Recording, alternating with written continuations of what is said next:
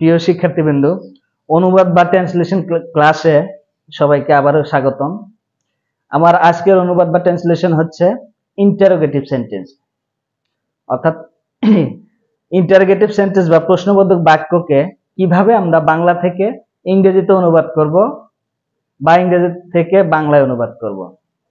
আমি অনুবাদের ক্ষেত্রে আমি যে দুইটা বিষয়, প্রধান বিষয় মাথায় রাখতে বলেছিলাম, সেটা হচ্ছে প্রথমে হচ্ছে যে অনুবাদ করার ক্ষেত্রে আমাকে প্রথম মনে রাখতে হবে যে সেন্টেন্সটা কি সেন্টেন্স এবং এটা কোন টেন্সে রয়েছে। তারপর সেই স্ট্রাকচার অনুযায়ী আমরা বাংলা থেকে ইংরেজিতে অনুবাদ করব। তো দেখে নেই ইন্টারোগেটিভ সেন্টেন্সের কিছু স্ট্রাকচার আছে, এগুলোকে বাংলা থেকে ইংরেজিতে কিভাবে অনুবাদ করা যায়। তো দেখে নেই প্রথম স্ট্রাকচার কি ছিল,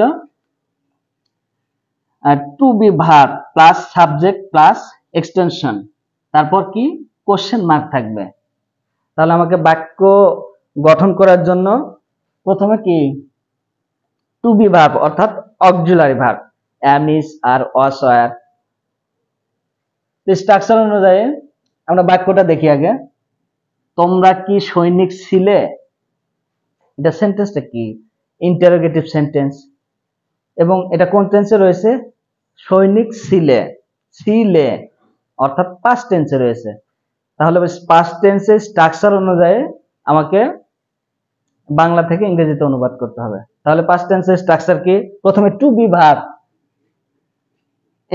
অনুবাদ করলে দাঁড়ায় তোমরা কি সৈনিক ছিলে, এর অনুবাদ করলে দাঁড়ায় ওয়ার ইউ সোল্ডার্স, তোমরা কি সৈনিক ছিলে। আমরা এবার স্ট্রাকচারের সাথে মিলাই, টু বি ভার্ব থাকবে প্রথমে ওয়ার, তারপর কি সাবজেক্ট, ইউ হচ্ছে সাবজেক্ট আর এক্সটেনশন কি সোল্ডার্স প্লাস কোশ্চেন মার্ক। তারপরের বাক্য দেখি, তুমি কি একজন ছাত্র, স্ট্রাকচার অনুযায়ী অক্সিলারি ভার্ব বসবে আগে, আর ইউ এ স্টুডেন্ট, তুমি কি একজন ছাত্র। তারপর দ্বিতীয় স্ট্রাকচারটা কি ছিল ইন্টারোগেটিভ সেন্টেন্সে, দ্বিতীয় স্ট্রাকচারটা যে modal verb plus subject plus principal verb plus extension plus question mark. তাহলে মডাল ভার্বের সাহায্যে কিভাবে বাক্য গঠিত হয়, প্রথমে কি মডাল ভার্ব আসবে। তাহলে দেখি বাক্যটা দেখি, আমি কি তোমায় সাহায্য করব, বাক্যটা কি প্রশ্নবোধক এবং এটা কোন টেন্সে রয়েছে, সাহায্য করব ফিউচার টেন্স। তাহলে ফিউচার টেন্সের স্ট্রাকচারটা অনুসরণ করতে হবে। তাহলে ফিউচার টেন্সে কি শ্যাল, উইল, এগুলো আমরা ব্যবহার করি সচরাচর। তাহলে এটা দাঁড়ায়, ট্রান্সলেশন করলে দাঁড়ায় শ্যাল আই হেল্প ইউ, আমি কি তোমায় সাহায্য করব। তারপর দ্বিতীয় বাক্যটা, সে কি এই বইটি পড়বে, স্ট্রাকচার অনুযায়ী কি will he read this book, এটা ছিল স্ট্রাকচার 2। এবার স্ট্রাকচার 3, এই স্ট্রাকচারটা কি do does did plus subject plus verb plus extension plus question mark, অর্থাৎ ডু ভার্বের সাহায্যে ইন্টারোগেটিভ সেন্টেন্স তৈরি। আমি কি বইটি পড়ি, এটা কোন টেন্সে রয়েছে, প্রেজেন্ট টেন্সে।